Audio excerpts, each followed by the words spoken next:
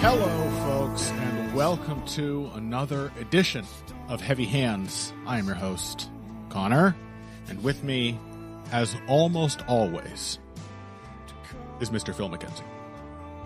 I have returned. It's good to have you back, Phil. Good to be back. I don't like to give the YouTube commenters too much credit, but somebody did make me laugh last week. I believe they said... Oh, yes, I saw that. Yeah. Very, very good. As expected, a cheap domestic knockoff. And, Miguel's a good guy, but let's be real. Yeah. He's no You Phil, gotta give is credit for the good bangers. And he's no Mr. Phil, is he? I mean... Yep. Sorry, Miguel, Good.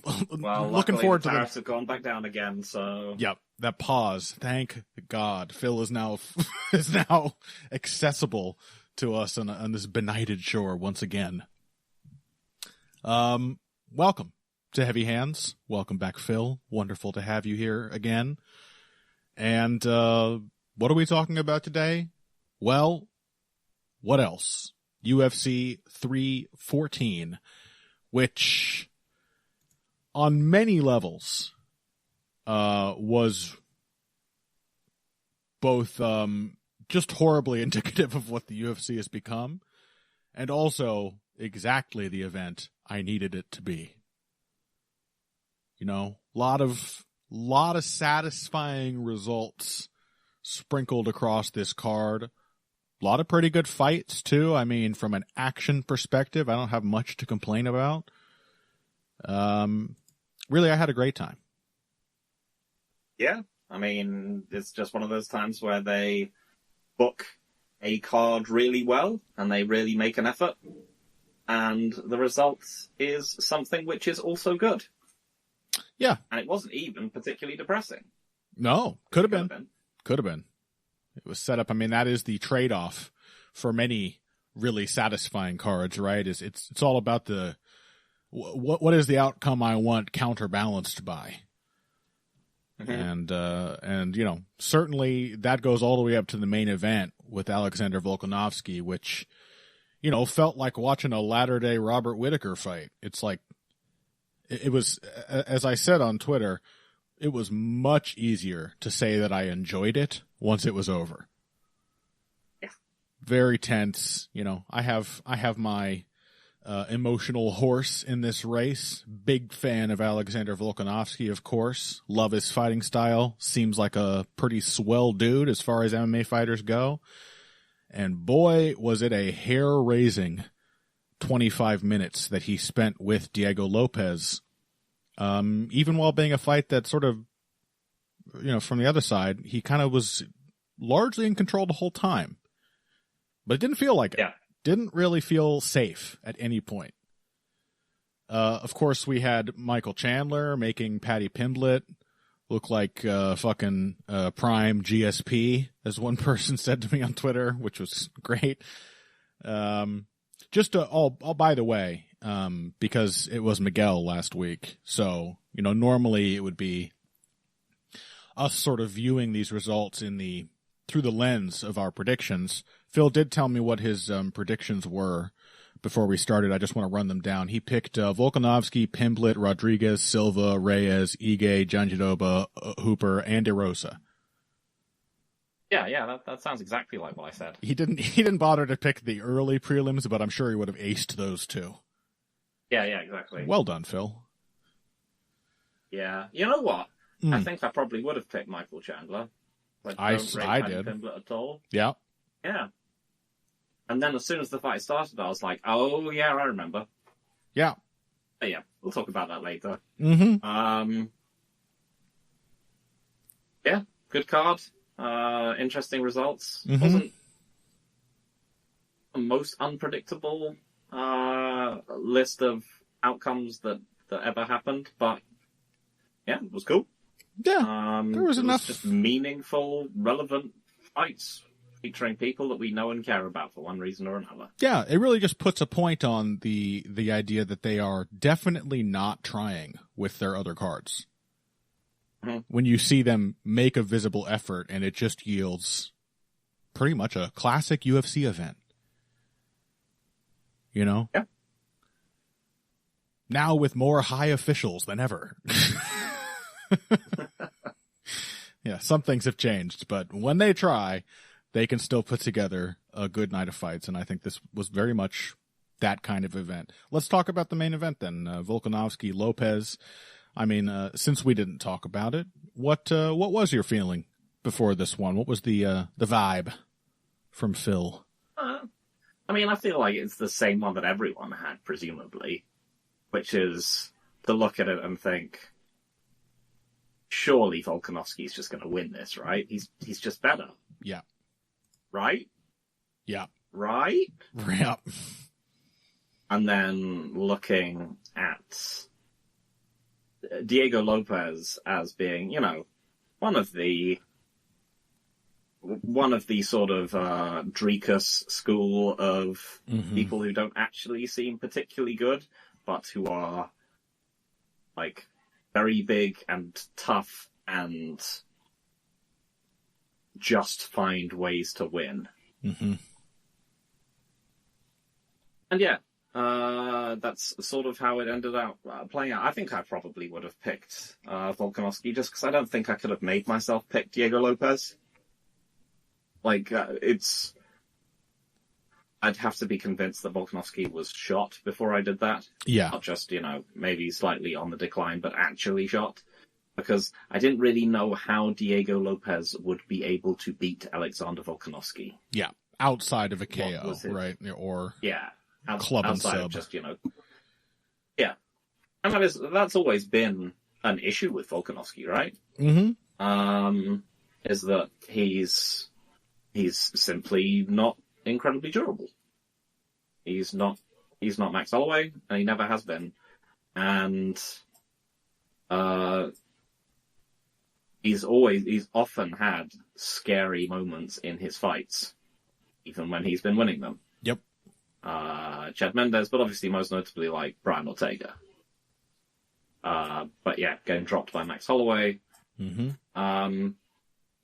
It's one of the reasons that was your. Go on.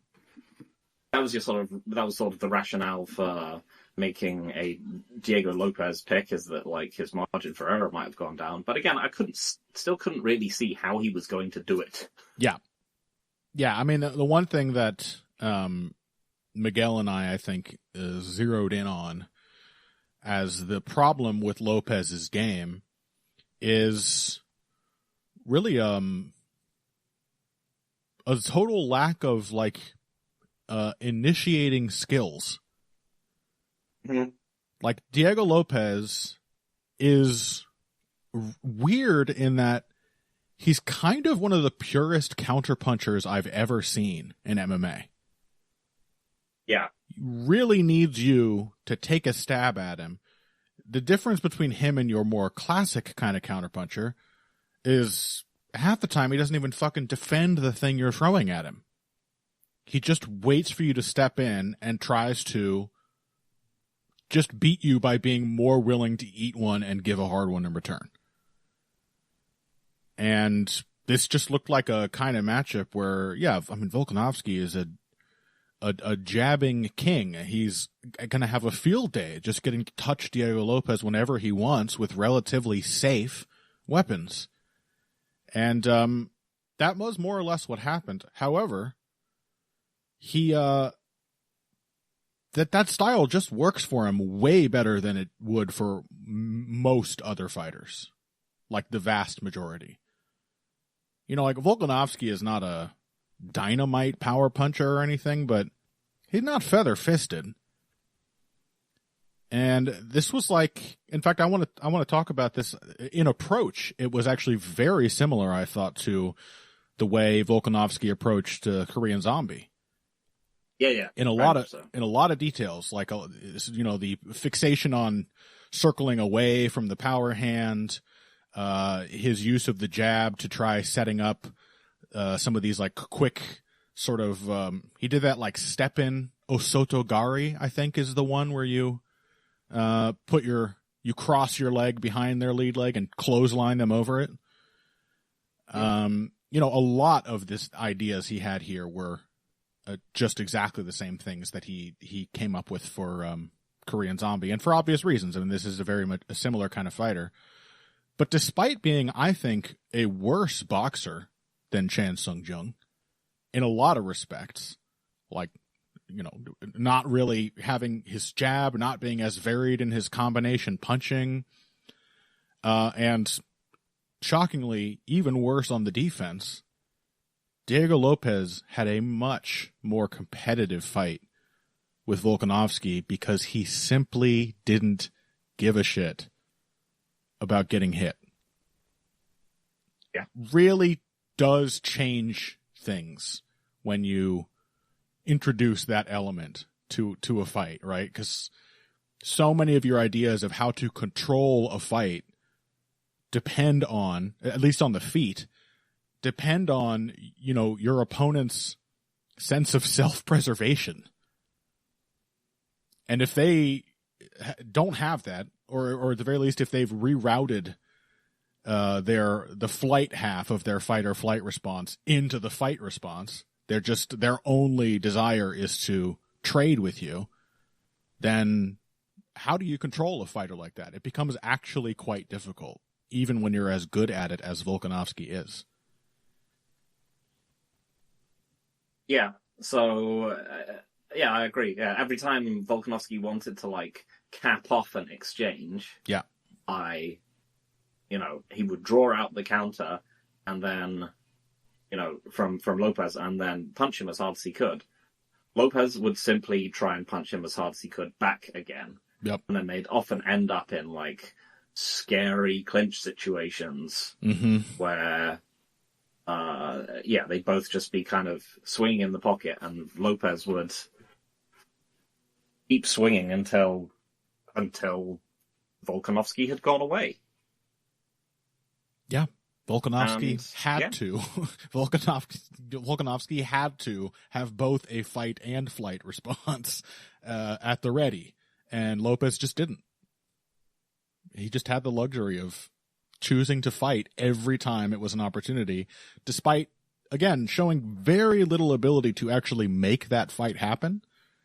I mean, Volkanovski has to engage. He's got to keep him from just coming forward too much and crowding him out. He's got to think defensively, and Lopes just leveraged that need of Volkanovski's to just sort of allow exchanges to happen and invite them wholeheartedly each time they did. It did result in a fight where Volkanovski nearly tripled Lopes's connected strikes. Certainly more than doubled them. I think the final tally was something like 160 to 60 or something. Yep. But it's just it's strange to look at a matchup that on paper is so obviously in favor of one guy, and to see him win in exactly the way you expected, and to still come out the other end thinking, that was close. We got away with that one. It is. Yeah, I mean, it is also that's kind of the narrative of the Ortega fight, right? Yeah. It's mostly just Ortega getting controlled. Yeah. And then one singular moment where it looks incredibly hairy, and then he goes back to getting controlled again. Yeah.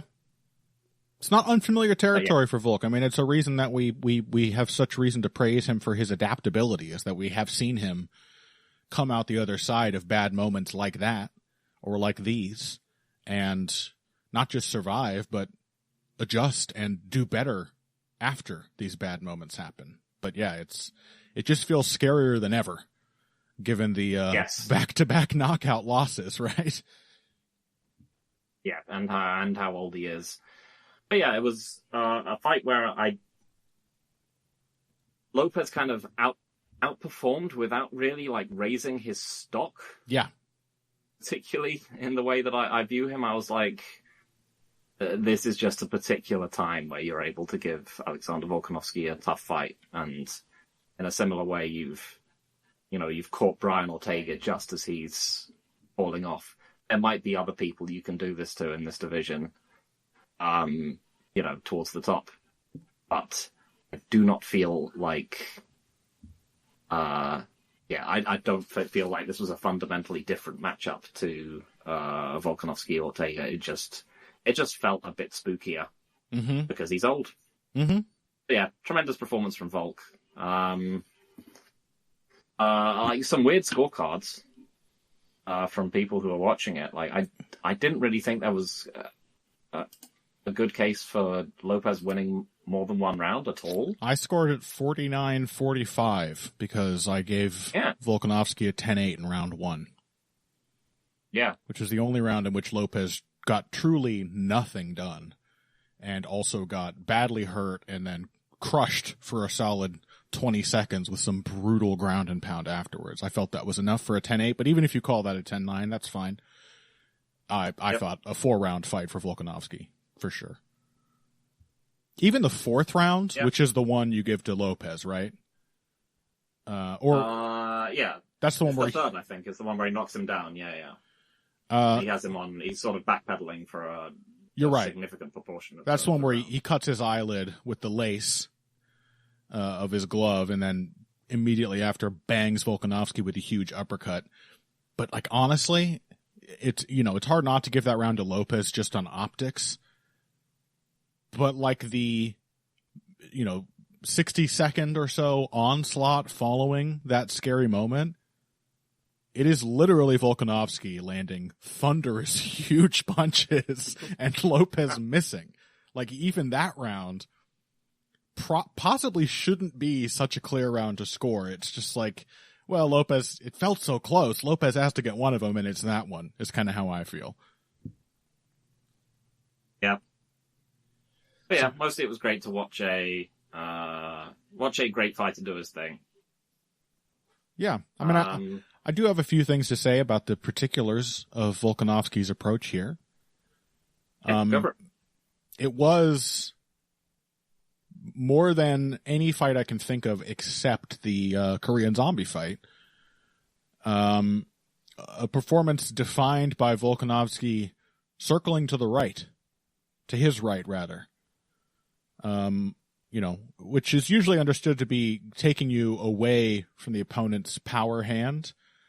I think, it depends on the opponent, I suppose, because if your footwork, which by the way, this fight really makes it clear, like that is Volkanovski's, that's the ace up his sleeve, because of the reminder, and I want to give credit to his team too. Like I think they're like Canelo's coaches, like, do we know what they've done outside of Volkanovski? Not particularly, but clearly they have not only a great connection with this fighter, but they play a very active part in the kind of intellectual process of preparing Volkanovski for these opponents. And back in the Korean Zombie fight, you could hear them shouting. They would tell Volk, like, feint and circle, and when he would do it, just taking little steps and forcing Korean Zombie to adjust his feet, they would say, that's the thing he can't handle. That's what they kept emphasizing, that it was the lateral movement that was going to win him this fight and open up his opportunities. And I thought, if anything, while being somewhat physically declined, not quite as slow, not quite as durable, this was a more technically consistent version of that same fight, where Volkanovski was constantly circling to the right, not all the time. He did, he mixes it up and cuts back the other way, but not only denying Lopes clear opportunities to get off punches of his own by forcing him to reset his feet, but I love the way that Volkanovski uses that kind of footwork, one side or the other, to create openings, to time his opponent's reset footwork. He kept going to the right, and Lopes would take a big step to the left to meet him. And then going to the right, and Lopes would take a big step. And the moment the weight goes on that front foot, lead right hand. He's opened himself up, right hand. And then that extended as the fight went on into throwaway right hand, and then pull back to the right again with a big left hook. As he was trying to adjust to Lopes's uppercut in particular, the right uppercut. And then playing that off of pivoting in the other direction. You know, once you get the guy really chasing you to the right and he's wary of the right hand that you're walking him into, you then have a really easy time for at least the next like 5 seconds of just pivoting to the left, and he doesn't adjust quick enough and he leaves himself square and the jab just lands really easily. A while ago on the Patreon, I did a commentary of Andre Ward versus Chad Dawson. And all throughout that, I talked about Ward sort of playing this inside angle, outside angle game. And in this case, it was against a southpaw. So it's like really clear to see how he is using one threat to get Dawson to compensate, which then opens up threats from the other side. But that is what I see as the real soul of Volkanovski's striking game, is a true awareness of how his footwork compels the opponent to adjust their own position and how he can use that to kind of lull them into patterns that then give him surprising openings. Whether you're opening up your stance to chase him going to the right or you're closing your stance in some way to chase him going to the left, there's a way to then exploit that adjustment. And I think Volkanovski is a master of that kind of positional game. Yeah. And one of the better things to see was that, you know, as is a Volkanovski classic at this point, I think he was doing this the best. You know, it wasn't his most damaging round or anything, but he was doing this the best in the 5th round. Yeah. That he was constantly, like, was establishing the jab more in that round. He was, as you said, like, mixing up which way he was going to go. And when he was in those sort of flurries of exchanges with Lopes, they just weren't landing anymore for Lopes, and Lopes was getting very close to just being knocked out. Yep. In those exchanges, like, you could see Volkanovski was dialing in the pocket as well. Yep. But yeah, it was also that Lopes was not sure whether to keep trying to track him down or whether he was just going to get jabbed in the face. Yeah. As you said, very similar to Korean Zombie. Not much of the low kicks, I think partially because he was just on his back foot so much. Again, he still got in some nice ones. Still got in some nice ones. Yeah. And he did do a cool trick. Ryan Wagner was pointing this out on Twitter. He did do a cool trick where he used the fake right low kick to shift into a right hook. You know, kind of a risky move if you've got a chin like Volkanovski, but he used it pretty sparingly, and it actually tended to land with great impact because it was so surprising to Lopes whenever he did it. I thought he parsed that one out very intelligently as kind of a risky trick move. Yeah.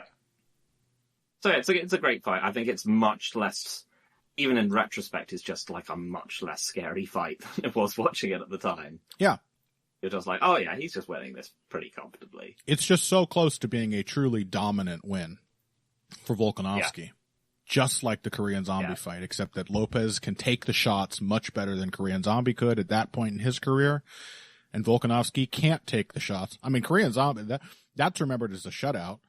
It would have felt differently if the punches that Korean Zombie was landing, which he did land some big ones, had this kind of effect on Volkanovski, which wasn't just that they were all hurting him, but that he felt compelled to really, really go defensive. He felt the danger, and that came through in just the body language. Like, he didn't feel as confident in just letting his opponent hit him. Not that he did it like willingly against Korean Zombie, but he accepted it as like an inevitability. Like, he's going to hit me and it's not the end of the world if he does. It felt like he thought it might be the end of the world if he just let Lopes touch him. It created there was Dan Ige, I think, did say that. Yeah. Lopes is the scariest puncher he's ever been in there with.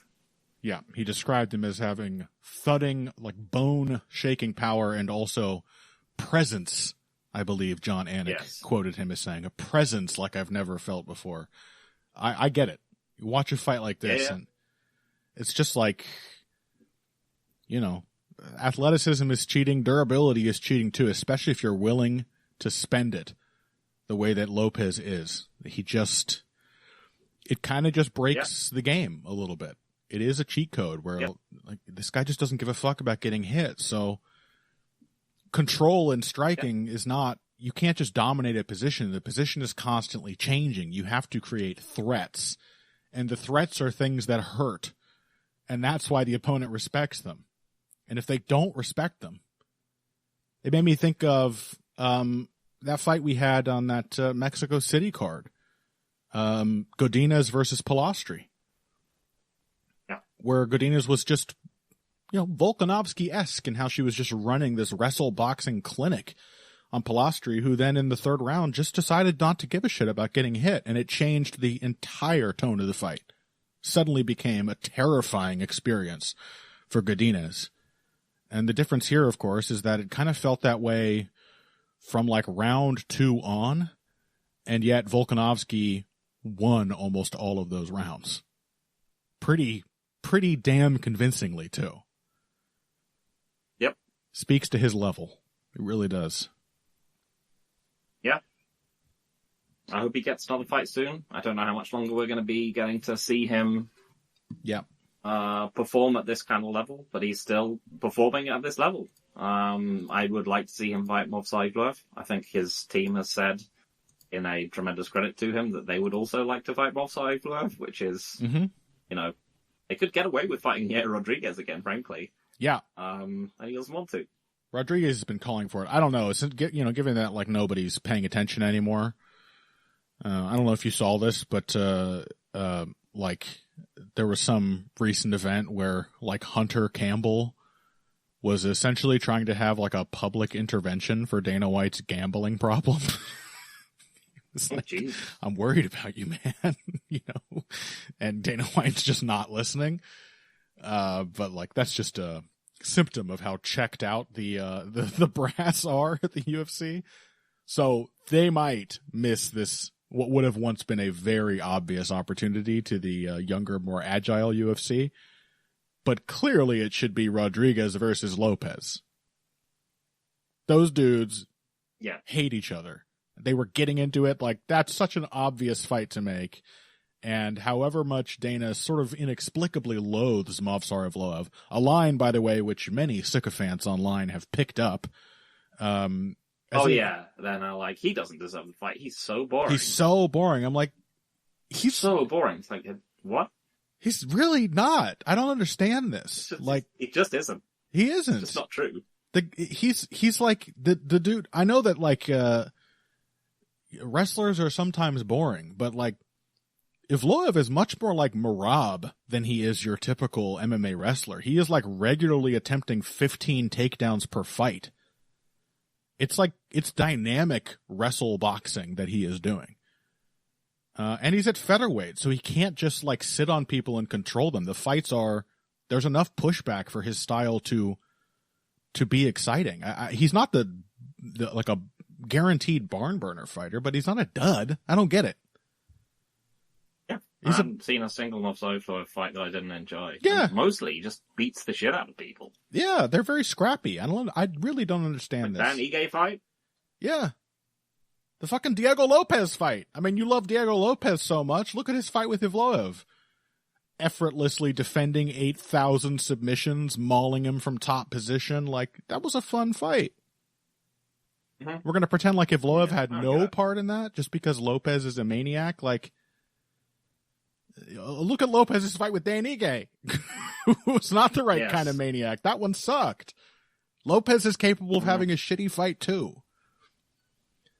Anyway, they should clearly do Volkanovski Ivloev and Rodriguez versus Lopes and whatever. Do them on the same card. If you want to set up a Lopes rematch, maybe that'll be the time that he just gets Volkanovski with the big punch, and Volkanovski will, have an opportunity he may not take to ride off into the sunset saying, well, at least I did it a second time. I proved, and now I can be done. That would be about as good an ending, I think, as I could expect in prize fighting. But seems very clear what the next matchups to make are for these 4 fighters. Yep, fully agreed. And it would be like Lopes versus Yair would be a genuinely kind of intriguing fight because, on the one hand, Lopes, as you said, he doesn't have any initiating strikes. On the other hand, Yair is terrible off the back foot. So it's a real open question as to whether Lopes would just get kicked to pieces or whether he'd just run Yair over. Mm-hmm. Or a bit of both. Seems like one of those fights. Neither guy quite so controlled enough that they can't prevent that they can prevent the matchup from flying into the other guy's hands. So yeah, I'd be very interested to see it, and just from heat alone, you're going to get some good promo shit out of that. Make that fight. Yeah. Just falling into their laps. Yeah. All right, let's take a break here then. When we come back, Paddy Pimblett versus Michael Chandler. After this. Hey everybody, thanks for listening to this week's Heavy Hands. If you like what you hear, please consider pledging to support the podcast on Patreon. Patreon is basically continuous crowdfunding. You sign up to contribute a certain amount per month to help us with production costs and the like, and in return you get rewards ranging from a mention on the Heavy Hands website to a question or topic of your choice being discussed on the show. We have a lot more in the works to reward you for your help, and we appreciate every contribution. No amount is too small. Just head over to patreon.com and find how you can help out, the only show dedicated to the finer points of face punching. Now let's get back to it. All right, welcome back to Heavy Hands. Let's talk about the co-main event of this pay-per-view card, Paddy Pimblett versus Michael Chandler. I don't know about you, Phil, who can really fathom the twisted paths of your mind. But for me, this was a fight where I felt that there really was no outcome I wouldn't have been pleased by, even on some level of irony or otherwise. There was really no outcome that wouldn't have been at least funny to me. And we got one of them. The fight did have a result, and surprise, surprise, it was pretty funny to me. So I was quite happy with this one, I gotta say. What about you? Yeah. This was fun in ways that I didn't necessarily expect. Yeah. Although, once, as I said before, once the fight started, I was just immediately like, oh yeah, of course. Why didn't I think that? Yeah. Because, yeah, I think, you mentioned that you picked Chandler. I think I would have picked Chandler as well for the simple fact that, it's Paddy Pimblett. Yeah. Sticks his chin out there. And we're talking Michael Chandler, who is a extremely focused, devastating, fast starter. And then as soon as the fight started, I was like, oh yeah, he's not that anymore, is he? Yeah, maybe that Charles Oliveira performance was not even like a Yoel Romero super brain genius move where he was waiting until Oliveira had slowed down to spend his 1 round of energy. Maybe he's just getting worse in a way that has made him look kind of chicken shit out there. Yeah, well, it also might have been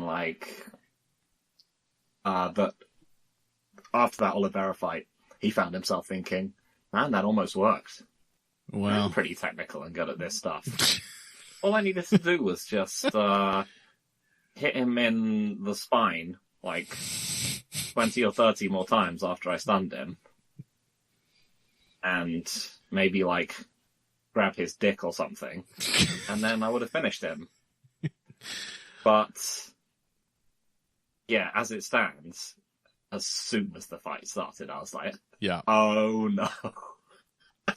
Yeah. And as it turned out, it was actually a rare fight where it was a really good idea for Paddy Pimblett to have his chin so high in the air, because it actually made the back of his head a very small target. Yeah, exactly. He's actually his natural nemesis for that reason. What do I even hit here? I could barely see his brainstem. What am I supposed to do? Yeah, that was confounding. So coupled with, Michael Chandler looking like he's now obviously very shot, either physically or mentally, he's probably to some extent both, but definitely the mental side is going before the physicality, I think. Yeah. Because, again, there was no choosing to slow play it against both Paddy Pimblett and Charles Oliveira was insanely stupid. And he just... I know Henry Hooft tried. I know this based on the advice he was begging Chandler, saying, remember what we trained, Michael? No. Clearly he doesn't remember what you trained. But, Henry Hooft, whether he had an inkling that this was happening to Chandler, whether he wanted it to or not, or something else, he was trying to get Chandler to play an intelligent backfoot game. He was trying to get him to do the kind of shit Volkanovski does, change the direction of movement. And you have to move laterally. You have to make the bigger, more cumbersome guy reset as often as possible. And that will give you openings in addition to making it harder for him to get off on you. And Chandler just mentally did not have access to these ideas, or technically. I mean, because this is the other thing, Chandler, this has been the case for almost his entire UFC run, and it has only gotten worse. He is just like a negatively defensive fighter. Every defensive instinct gets him into worse trouble. The only thing that has ever worked for him defensively is no defense at all, just fire back. And I think he's now getting to that point in his decline where he has become more gun shy, and it has put him in these fights where he is relying on his complete absence of defense from the outset, and he just instantly began to lose this fight. Yeah, I mean, because the main thing about Michael Chandler that made him an incredibly flawed fighter, where you could still potentially see him beating almost anyone on the right day, was that you knew that he would come with a burst of unbelievably potent offense. Yeah. And you knew that he would absolutely commit to it. And you knew that the structure of that offense would actually be, well considered for the opponent in front of him. Yeah, there was some actual shot selection going on there, some intelligent combination thinking. Yeah, or at least combination muscle memory. He was ready to counter the low kicks from Gaethje. He was ready to go body head against Oliveira because he knew that that's always been something that's worked very well against him for very obvious reasons. Yep. Likewise against Dan Hooker, perhaps just because he's here's a tall guy, I'm going to do the low-high thing on him and knock him on his ass. Mm-hmm. But yeah, now you're just he's not going to do any of that. He's just not very good then. You're talking at someone who now has, as you said, no defense, who's going to pick literally the worst strategic approach. Yep. For these people that he's up against. And then he's going to try and make a comeback after absorbing horrific amounts of damage. Yep. Conversely, this was perhaps the greatest Paddy Pimblett performance of all time. Yeah, you give this man a blank canvas, he can do one hell of a finger painting on it. Yeah. He's definitely gotten better. I mean, there's no denying that. Yeah. The read which sealed my pick for Chandler last week was that a lot of Pimblett's improvements are negative in nature. He is a guy who has really benefited from becoming a little more capital T technical. He's not so reckless. Mm-hmm. He actually thinks about the shots he's throwing, and this mostly leads to him throwing one at a time and mixing it up in a kind of very Mike Winklejohn way. But it's worked against the, desiccated old corpses he's been fighting, because he isn't just like giving them opportunities to beat him. You now have to actually go out and beat Paddy Pimblett. And I was like, well, he's going to be more risk averse and more like sort of self-contained and over his own feet. Isn't that just going to invite Michael Chandler to pressure him immediately? And the answer turned out to be no. Like Michael Chandler is washed. Yeah, he's washed. He does not have that anymore. But given that Chandler had literally no way or idea of how to test Paddy Pimblett's game, it allowed Pimblett to show some, by Pimblett's standards, pretty good striking. Mm-hmm. There was some variety of ideas there. Straight punches, 1-2, feint, right hand. Chandler rushes in from 9 feet away, take a back step and pop him with a shot. He kept his eyes on the opponent as he was coming in and landed several good counters. Was he in a good position when he landed them? No. Well, was he?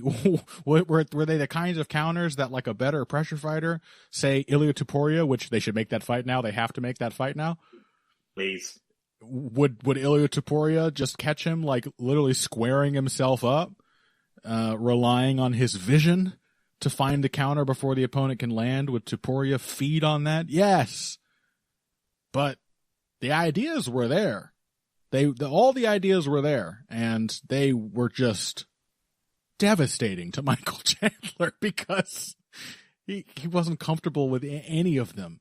Every time he felt threatened, leap straight back, bound all the way into the fence. Like commitment was the word you used. This was a fight in which Michael Chandler did not feel safe in committing to anything. And it just allowed Pimblett to positionally dominate him, to just push him around the cage from long range whenever he wanted, just by keeping up a pretty steady output of reasonably good strikes. Again, he looked like the one who had specifically prepared for his opponent. Yeah. Michael Chandler looked like the one who had no idea what was going on. So when Chandler was getting ready to spring in, Pimblett was just tenderizing his lead leg. Yep.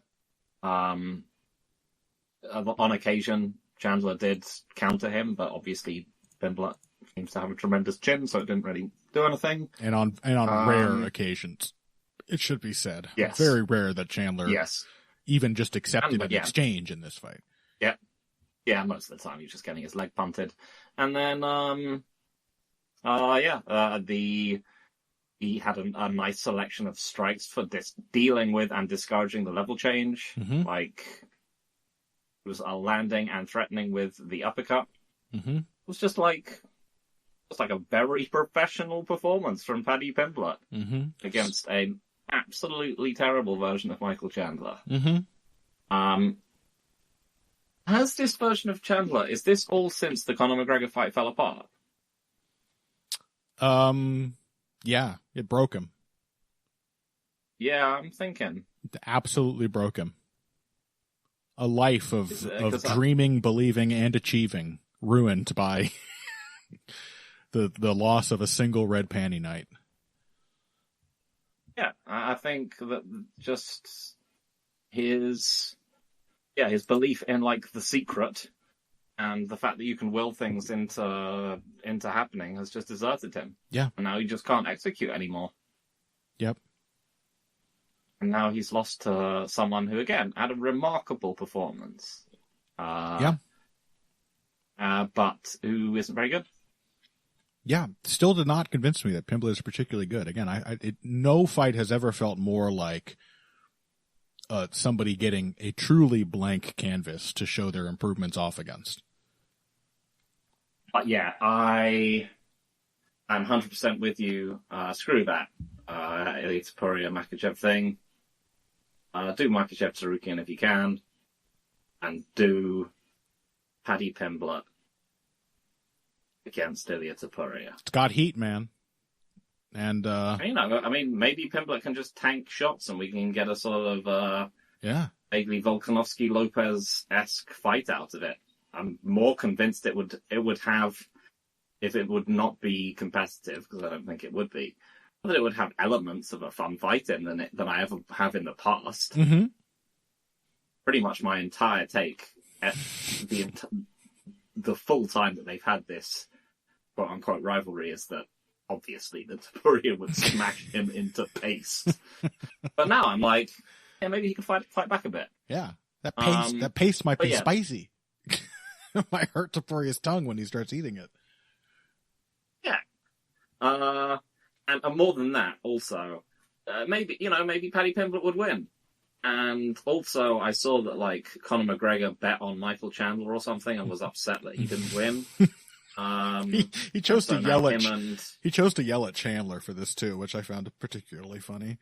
Chandler, you motherfucker, amazing. He said.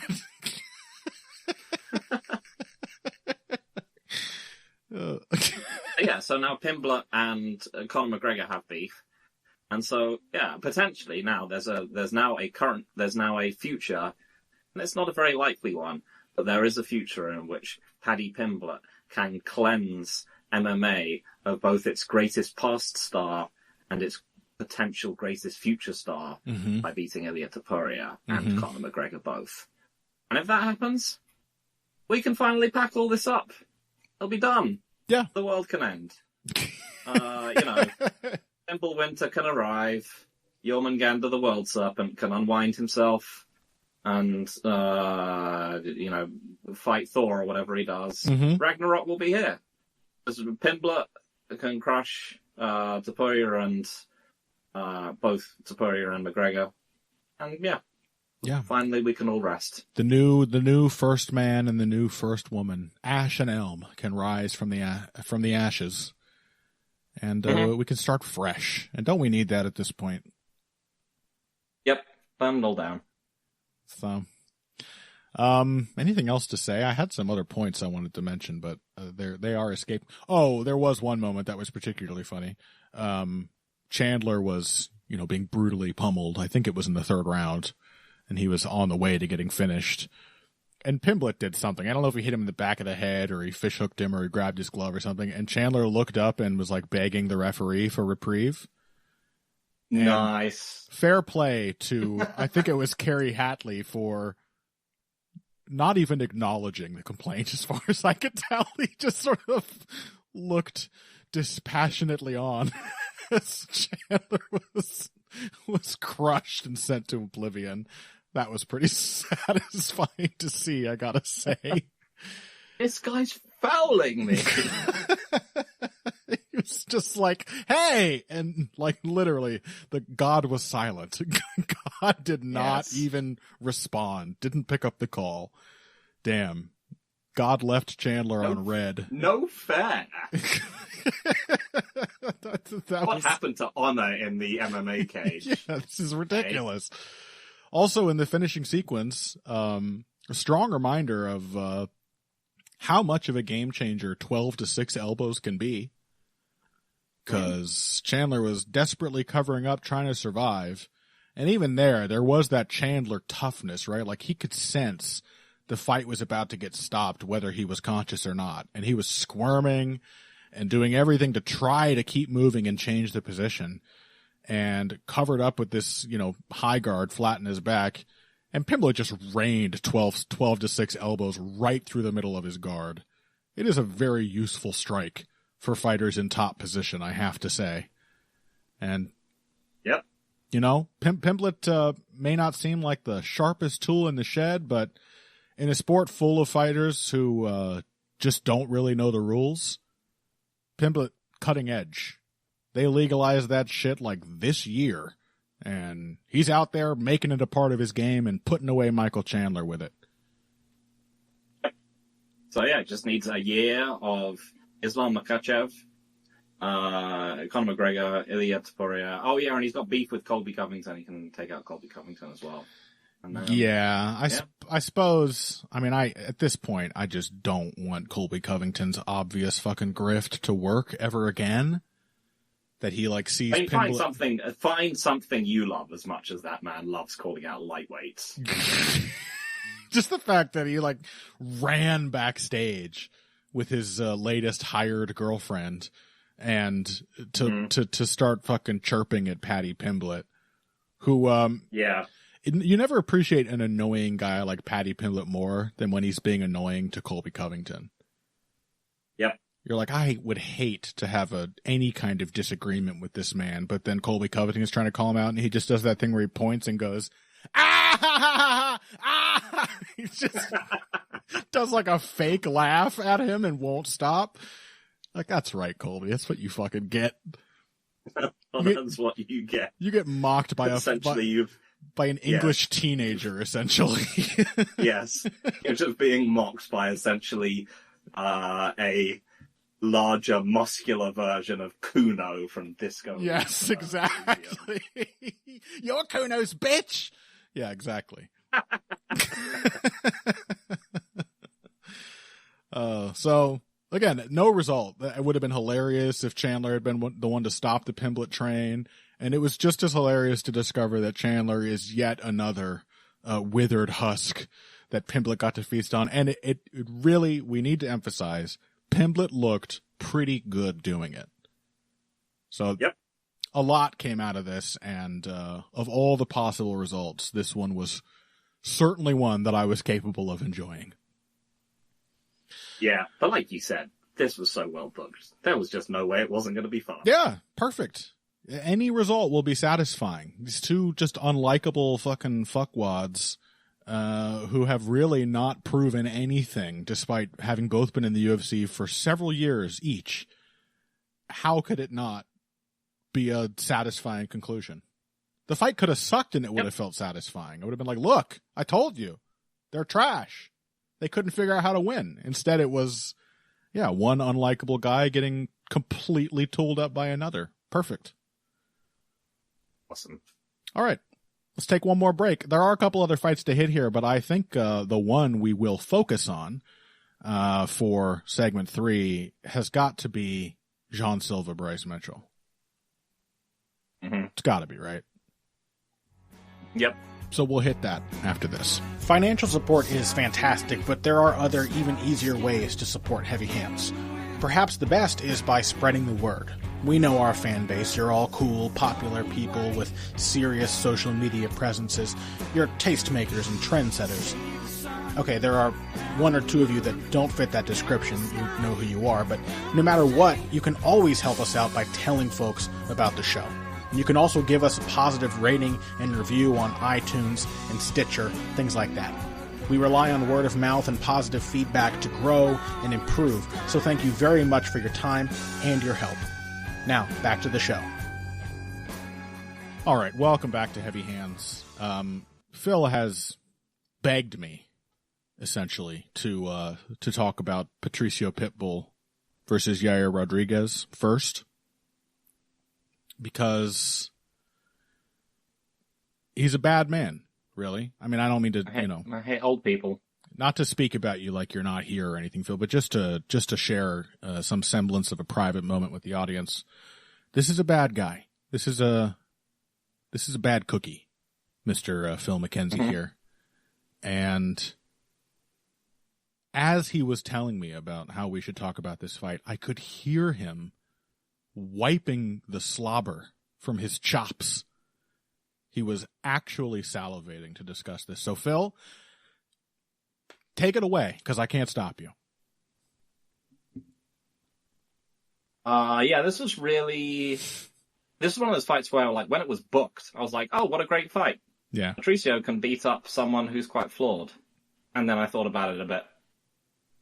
And then I thought about who Patricio is nowadays. Yeah. And then it made me sad. And then I watched it. But I was sad. Quite possibly would have been a tough matchup for him at any point in his career, by the way. Because he has never been a like that consistently aggressive with space. He has never been a super high output fighter. But more and more in the latter days of his career, he has become a very restrained, very patient, very karate style counterpuncher. And I took one look at this matchup last week and I was like, nah, this is a horrendous matchup for Pitbull. You're going to go in there against a fucking immortal super athlete whose best part of his game is an incredibly dynamic kicking attack. You're dead. There's just no way. Yep. And having gone into it thinking of it that way, unlike the UFC broadcast team, who appeared never to have known Patricio Pitbull at all, having no idea how he fights, I'm sure that Joe watched a highlight reel and felt like, oh, this guy's a cool knockout artist. I know what to expect, and was baffled when Patricio was hanging back and getting picked apart. Contrary to those people, I actually felt that Patricio did pretty well, given that this was a horrendous matchup for him. Yeah. Yeah, just well enough to just give a little bit of hope. Yep. Just enough to hurt us. But yeah, it was, I mostly had to bring this up for how annoying the broadcast team was. Like, levels to this stuff from Joe, his revolting shilling. And yeah, just the idea that, like, this guy's been a multiple, like, weight class contender and champion as a pretty much permanently undersized featherweight. Yeah.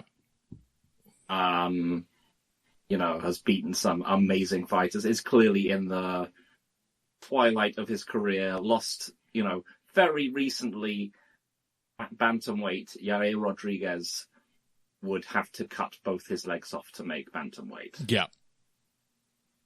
And, you know, you're just talking about this, you know, basically the greatest modern fighter outside of the UFC. Mm-hmm. Probably, in Patricio Pitbull. And they're like, oh, there's levels to this. Shut the fuck up. I know. Talking about him like he's some like fucking... putting this aging guy in against the worst possible style matchup. Talking about him like he's some fucking UFC hopeful who's like, he's here to make a splash in this division if he's good enough. He already had 2 normal fighters' whole careers. Yep. He is fully in the post-title reign Jose Aldo phase of his career. And, you know, does Aldo still looking remarkably good given his age and all the mileage, but losing, you know, like half of his fights against fellow elite fighters? Does that mean he's not UFC level? No, but that's only because you know he's UFC level because he was a champion. Fucking Michael Chandler's been sitting on a top 10 ranking. He's a Bellator guy. Is he UFC level? Did you forget that he came from Bellator? That he got knocked out by Patricio Pitbull? Did we forget about that? Yep. Your future champion, your past champion, Ben Henderson, who also, like, I mean, technically beat Patricio, but, you know, we saw that fight. Yeah. Yeah. Shameful stuff, like, and mostly just due to the sheer laziness of the big fight booth, and Rogan himself, and just his tendency to fall back on these kind of tropes was particularly galling. Yep. It really is. It is perhaps one of the only bright spots about the non-pay-per-view cards. Although I have to say, looking into the near future, it's actually a little while until we get another Apex event. So I do think they are trying to back off from doing those quite so often. They'll never leave the Apex because it's dirt cheap. It's free money. And they need, you know, whatever their broadcasting deal with whatever promotion is going to be. It's going to be contingent on absolute consistency every week an event. So they're gonna keep the Apex. I mean, fuck, what would they do with the Contender Series if they got rid of the Apex? they gotta have some warehouse to fucking stuff these guys in. But especially when you get better fight night cards where somebody in the matchmaking department is actually paying attention, it's really refreshing to have, like, DC paired with somebody who does not drag him down about 80 IQ points, just by his desire to, you know, DC's a people pleaser, And you put him in there with Joe Rogan. He wants to please Joe Rogan, and the only way to do that is to be a fucking dunce. But you put DC in there with Laura Sanko or Paul Felder. You put Michael Bisping in there with one of those guys. Shit. I've even started to enjoy Dominic Cruz on the commentary. Yeah. Because he still does annoying shit, but one thing I respect about Dominic Cruz, he is a true hater. And Dominic Cruz is willing to hate on fights that suck and to snicker at stupid decisions that are being made. And I like when the commentators are actually willing to call out they don't just view it as a product they have to sell, but, every bad fight isn't an interesting chess match. And you don't expect it, but this is the most grueling part of the game. The fucking pablum that Joe falls back on because he's no longer capable of saying that the fight is bad. So even Dominic Cruz offers something in that department because at least he's a hater and he's willing to spew his hate on things that are worthy of it. Boy, does it feel more than ever like Joe Rogan is adding nothing to. He is in fact like Big John McCarthy on commentary now. He is dragging everything else down. It's tough. Yeah. Yeah, and that was perhaps the prime example. There were a lot of stupid things said by him, but that was the one that really stuck in my craw. Was like, there are levels to this, and this young prospect may not be cut out. He's not like a fucking LFA champ who just won his title last year, who's got something to prove. He has proven it. Yeah, just illiterate. Illiterate is right. Illiterate about the sport you are covering. Yep. Well, on that note, let's cheer ourselves up a little bit. Now, I could come at this from the kind of remember when the UFC got rid of that sponsor, Holzerreich, for finding out that they were Nazis? As if it shouldn't have been obvious from their iconography and everything from the very beginning. But that became a public outcry, and they at least felt some sort of responsibility. Back in the era of woke, when you could still get these people to at least back down from their more egregious positions. Well, now I could look at this and say the UFC is just going to continue giving Bryce Mitchell a career and a platform. The guy who thinks Hitler is actually kind of cute. But, I mean, who are we fucking kidding? Of course they are. They have the entire fucking, all the stars, all the best looking people in the Republican Party doing a fucking WWE style walkout at the event. So of course they're going to have Bryce Mitchell there. And of course it's going to make him more popular. You know something, Phil?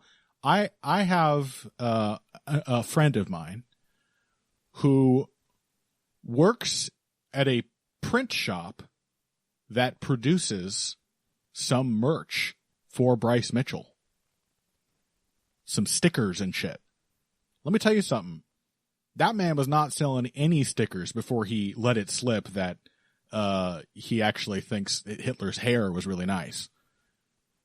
Suddenly, these fucking goons are like, oh, I love this guy now. He thinks the thing I think. And suddenly they feel an affinity for a guy that they never even noticed before.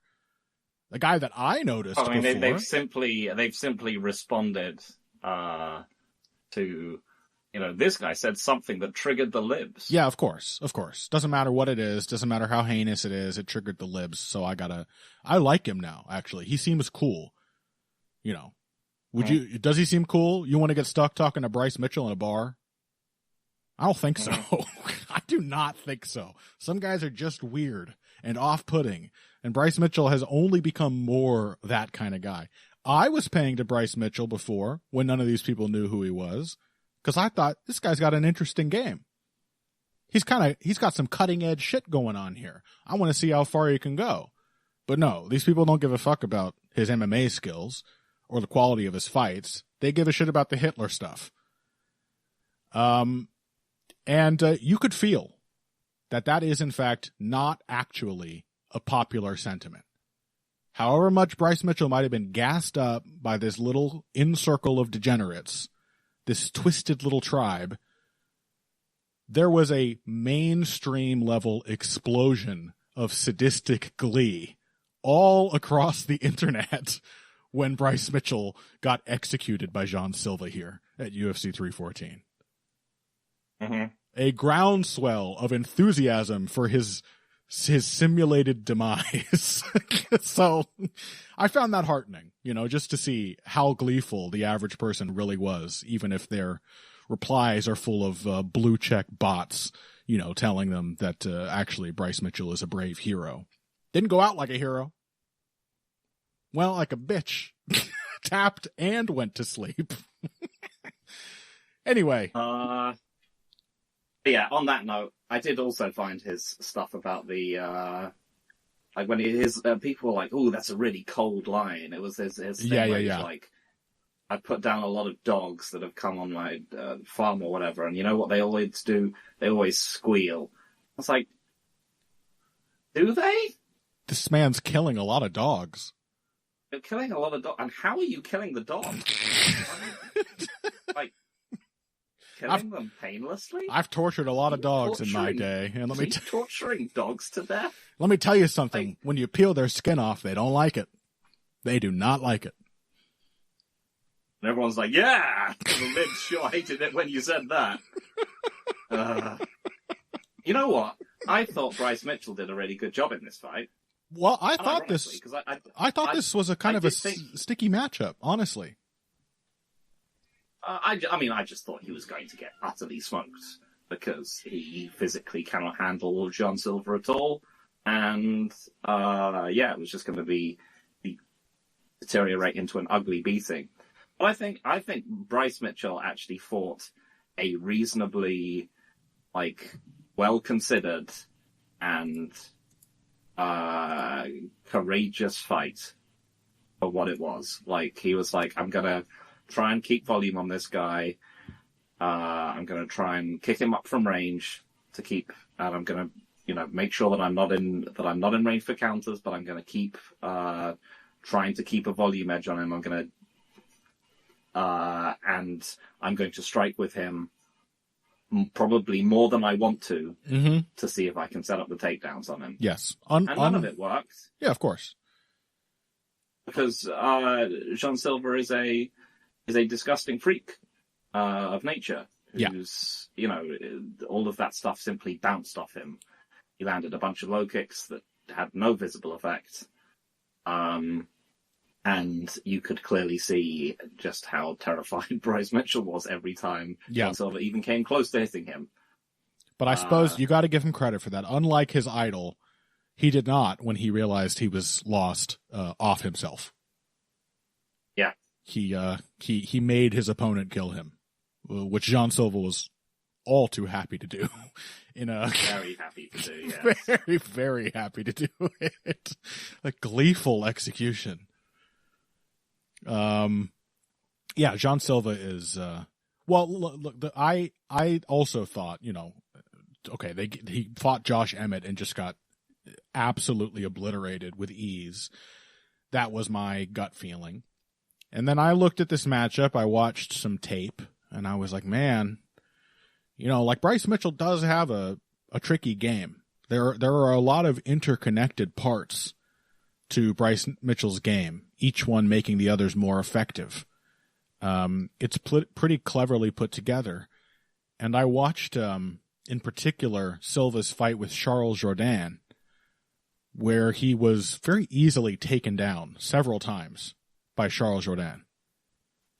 And I thought, maybe he just didn't expect it, or, as is probably even more likely, wasn't bothered about it even after it happened the first time, because he just feels he can get back up for free. He has that level of warranted confidence in his abilities. But, maybe that's a weakness in his game, and Bryce Mitchell may not be the greatest double leg shooter, but he's got a lot of different takedown finishes, and he does set them up with his strikes. Maybe that's an opportunity here. And instead, it was Bryce Mitchell. It was like watching if Volkanovski had lost to Lopes. He was really the guy doing a lot of the right stuff, and much more consistent output. The first round, I thought Silva barely won it, and mostly by virtue of landing one really powerful strike. And I was like, he'd better, the swagger, I can feel it. The confidence is there. He feels like he's winning, but he better pay attention to the actual scorecards. But he once again, his, just like bro arrogance was completely warranted. Because, he just went in there and did whatever he wanted to Bryce Mitchell. And it didn't even work half the time, but Bryce Mitchell was terrified. As would I be. Seems like a terrifying kind of guy to have to fight. He's just truly on another level in ways that even your average elite athlete does not have access to. And the confidence is part of it. He knows it's that was part of the Yoel Romero thing too. That was why he would just let rounds go and then just destroy you with one perfect decision in round 3. Like, at no point did he feel like he wasn't going to win. He wasn't going to find it. And that's a big part of it. Jean Silva was wasting so much time and fixating on so many like silly strikes and stuff in this fight. And it just didn't matter because he believed it didn't matter. And he was right. Yep. Yeah. I thought it was a genuinely, like, it's an actual, like, contender for the strategy is for losers, game plans that didn't work award. Definitely. In fact, let me pull up the Handies document, write that one down. Because, Bryce Mitchell tried his ass off. It didn't matter because... there is a master race. Unfortunately, like, it's John Silva and people like him. Yeah. The John Silva and the other people from his planet. Yep. Witchcraft is real, folks. John Silva was doing the pentagrams and the salt and lighting the candles. And, I'm sorry, Christians, but you gotta hand it to him. Yeah. Somebody's God is listening. Yep.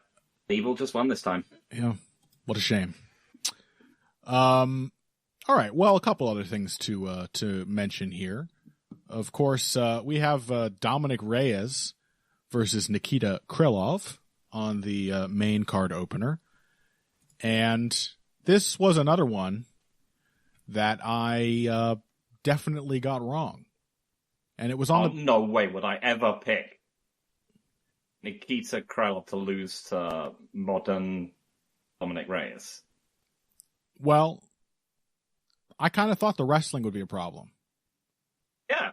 No, I mean, I just thought that the fact that Krylov is insanely tough. Has he ever been knocked out? No. He was TKO'd literally by exhaustion more than anything else against heavyweight Soa Palele. Other than that, he has rarely been hurt and literally never been actually knocked out. This was a first. Yeah, so, logically, you would just assume that Krylov would just keep doing stuff. Yeah. Until Reyes kind of gave up a bit. Yeah, and it occurred to me that being a light heavyweight, Reyes' wrestling has really not been tested very thoroughly. He clearly is one of these fighters who has an excellent quick response to a shot. And is tall and can get his underhooks and then just stop you from going anywhere in the clinch. But that, like, Krylov is like the only dude in this division who is actually playing like a concerted pressure wrestling game of any kind. And I thought, hey, there's a significant chance that works. He just hits even just on the feet. He just kicks people at the time. He just generally hits a pace that most light heavyweights just can't stand up to because they don't have the, they can't do what Ankalaev, for example, could do, is just keep him under control by countering him the whole time. Yeah. I just assumed he would drown him, but as it stands, he just put himself into the perfect position to get knocked out and got knocked out. Yep. Dominic Reyes hitting him with the Conor McGregor special. I thought this was actually a very funny remark. I saw this from Reyes after the fight. He was saying he had heard people comparing it to McGregor's knockout of Aldo. For obvious reasons, it's essentially the same punch. It's like a backwards hop step cross counter. Yeah. And just like McGregor, he didn't quite get into the perfect position to do it, but the timing was there and he committed to the shot because he saw the opening. And he was saying, look, I appreciate the comparison, but I want to remind you that fight happened at 145 pounds. This happened at 205. And I think he meant it as like it's actually much more impressive to be that quick and graceful. But it's also possible to read it as a sort of like unintentionally self-effacing. Like, yes. You gotta keep in mind, we're not good. So the fact that I was able to do that is, if anything, far more impressive because I'm a light heavyweight. Which that is actually one of the things I like about DC. Is that whenever anyone brings up like pound for pound, like cross weight things, he's just like, no, come on, guys. We're not good in my weight class. Yeah. Either of them. Yeah. DC sort of, I think I brought this up last week, but DC is always pointing out, like, wrestling against big guys is different from wrestling against small guys. You just ask them if they have balance, and they don't. Yeah. You just put them on one leg and they fall over. It's totally different. It's a much simpler question in a lot of ways. Yeah. But yeah, Krylov just, Reyes was taking a step back, and Krylov just continually viewed that as an invitation, and he accepted that invitation in a classic MMA fighter kind of way, which is to shift forward, leaving your stance and your feet behind, just wildly overextending, trying to get at the guy as he's retreating. And literally in a full forward sprint with the chin being the first thing to enter into space. Your face is the battering ram, the cap of the ram. Yeah. So I'm glad to see Dominic Reyes have a little resurgence, because he was, it was obviously a extremely heartbreaking time for him after the Jones fight. Yeah. All right. Well, I think that's all on UFC 314.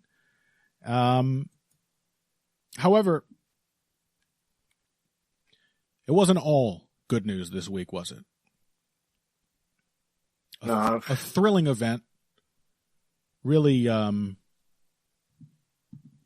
just showing what we have come to understand as like the best the sport can offer. But to say that wholesale would be to act like there aren't better possibilities out there. And I believed that until recently, Phil. I mean, I know you were. We had the whole story about you being sick, but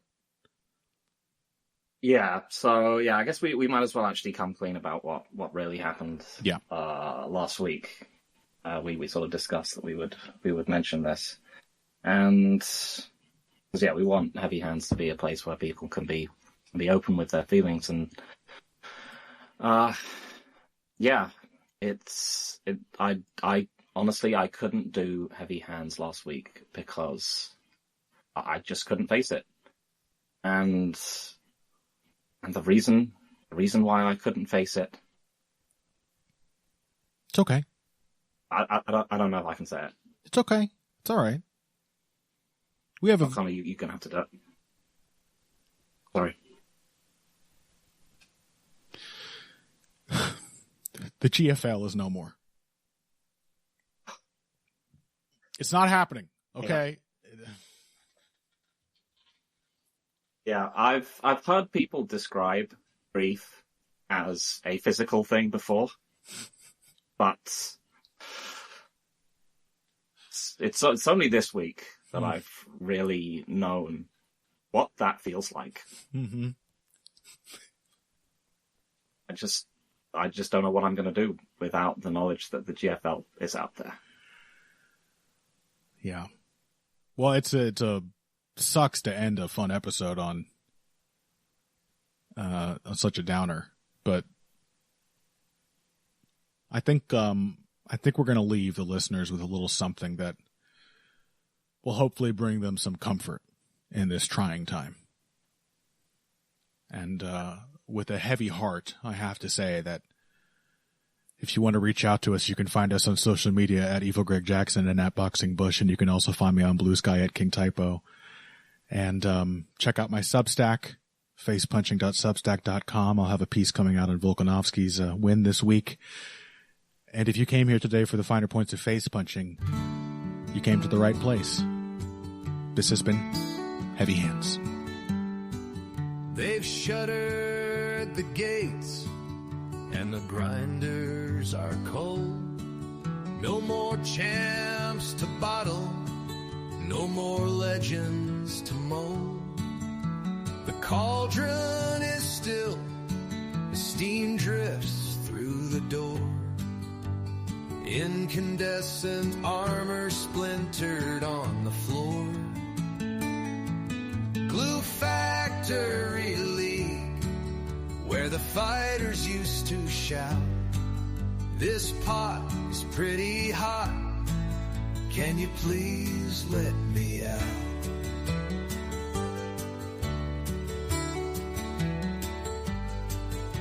The heroes we lost, the battles we shelved, Jagard counts his fingers until the clocks strike 12. CGI Pettis, smooth and slick, no more. We'll never know what that giant ant was for. Glue Factory League, where the fighters used to shout, this pot is pretty hot, can you please let me out? What if I went to sleep one night and had great dreams of those wonderful years with the Ultimate Fighting Championship and lived this dream again? Shogun's old horse walks alone through the haze, past bleached bones of more hopeful days. Robin Black breaks as he chokes through tears. Race car brains can't outpace years. Glue Factory League, where the fighters used to shout, this pot is pretty hot, can you please let me out? No strange fights, no glue-drenched dreams, a dead work floor with dead machines. The furnace is cold, the anthem hushed. Last warrior gone, last ligament crushed. Whisper the names like a prayer in the black. Glue Factory League, please won't you come back? Glue Factory League, where the fighters used to shout, this pot is pretty hot, please, please. Martial arts is a living organism. It's liquid and it's ever-changing, right? And so should the leagues and the sports and the environment and the way we present these martial artists. It should be changing as well. And with GFL, it is. It's okay, Phil. It's all right.